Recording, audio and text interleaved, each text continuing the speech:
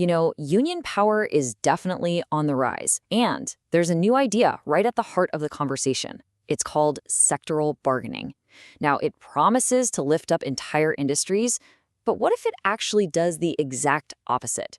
Today, we're going to explore the arguments that this model could come with some pretty serious unintended consequences.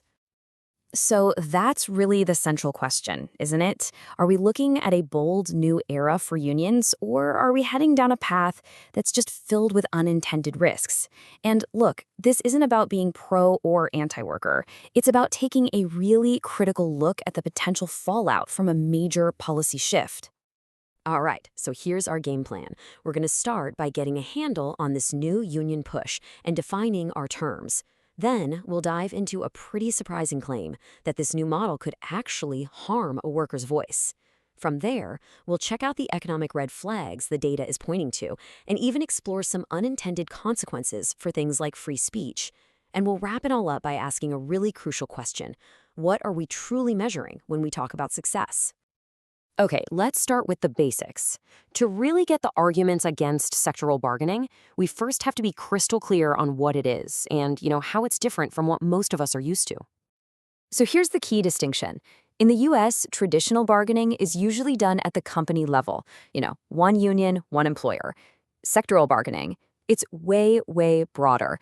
The goal is to set wages, benefits, and working conditions for an entire industry, an entire sector.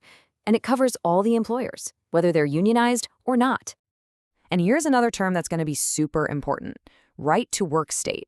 Basically, this is a state where the law says a union can't force an employee to pay dues just to keep their job. Keep this one in your back pocket because it's right at the heart of the economic data we're about to get into. Okay, now for our first big argument, and honestly, it's a bit of a head-scratcher. The very model that's designed to empower workers could, according to some researchers, actually end up silencing them. This is a really powerful critique from research by Venna Dubal. She argues that some of these proposals could have an ironic twist, transforming unions from being independent advocates for workers into what she calls management-friendly administrators. They'd essentially be co-opted, losing their traditional role. So you're probably asking, how could that possibly happen? Well, the research points to 4 key ways. First, by leaving out crucial modern issues, like how algorithms set your pay. Second, they might trade away legal protections that workers already have.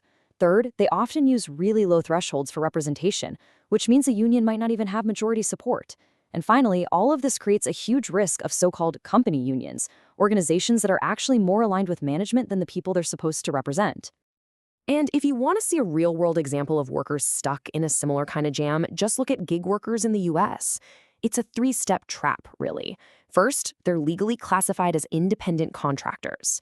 Because of that, step 2 is they get excluded from the protections of the National Labor Relations Act. And the final nail in the coffin, a 2019 ruling confirmed this denies them collective bargaining rights, which pretty much leaves them completely outside the system. Okay, so moving on from worker representation, the source material also points to some pretty significant economic red flags that, well, they need to be seriously considered. You've probably heard the argument that unions boost prosperity for everybody, but research from James Shirk at the Heritage Foundation, well, it paints a very different picture. His analysis suggests that instead of lifting all boats, unions can sometimes act more like what he calls a labor cartel, basically restricting opportunities for non-members to drive up pay for those who are inside the group. The result? It benefits the members, but doesn't necessarily raise the average standard of living for everyone. This chart right here really helps you visualize that argument. On the left, you've got the average unemployment rate in states without right-to-work laws, and on the right, you see the rate in states that do have them. I mean, the data consistently shows lower unemployment in right-to-work states. So while the actual wages might look similar once you adjust for the cost of living, the numbers suggest that more people are actually working in states with less union density. And other research goes even deeper into these specific economic trade-offs. It basically connects higher unionization to a chain reaction of 4 things. First up, higher labor expenses for companies. That in turn can lead to the second outcome, a slowdown in the creation of new jobs. The research also finds a link to more frequent layoffs, as companies have to adjust to those higher costs. And finally, it points to the increased operational risk that just comes with the threat of strikes.